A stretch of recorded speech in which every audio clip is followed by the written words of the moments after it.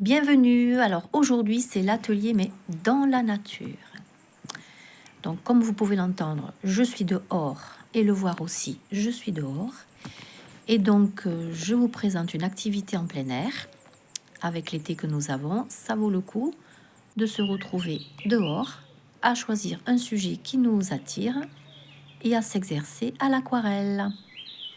Donc là, c'est ce que je suis en train de faire en ce moment. Avant de vous expliquer ce que je fais, je me présente. Donc, je suis Sylvie Cadamuro, artiste peintre et aussi accompagnatrice. Et je me fais donc un plaisir de personnaliser tous les cours que je peux vous proposer pour les adapter là où vous en êtes, débutant ou pas. Donc, j'ai profité d'un été ensoleillé en plein air pour aller me déplacer dans un lieu que j'aime bien dans la région d'Occitanie et de préparer une aquarelle à l'occasion de cet exercice de plaisir. J'ai donc choisi un sujet qui m'attire, que j'ai trouvé séduisant entre la terre, le bâtiment, les vers et aussi l'eau qui représente cet endroit-là. Et donc, sachant que l'été donc est chaud, l'aquarelle a une autre façon de travailler, donc il faut s'y préparer si vous le faites. Si vous peignez déjà ou pas, bon, chez vous, à l'intérieur, le séchage a une certaine rapidité.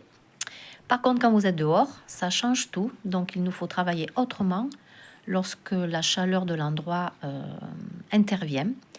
Et ça nous oblige à travailler un peu plus vite ou à mouiller un peu plus en fonction de votre travail à l'aquarelle pour aboutir à un résultat qui a pour objectif de nous satisfaire et de nous faire du bien. Donc, sachant que ça sèche un peu plus vite, je travaille l'aquarelle avec un peu plus d'eau et je m'efforce de ne pas la gouacher, c'est-à-dire pas trop de pigments par rapport à l'eau, pour que je puisse avoir mon effet d'aquarelle abouti. Donc là, je joue avec un pinceau précis, évidemment, avec la technique aquarelle.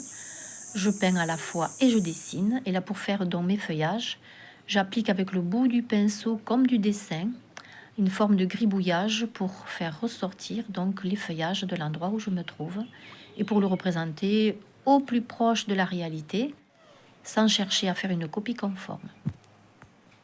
Donc voici un extrait du lieu où je me trouve. Il fait bon. Je me suis donc installée avec un petit trépied, un tabouret avec mes aquarelles, mon papier grain fin format A4 et voici le travail terminé.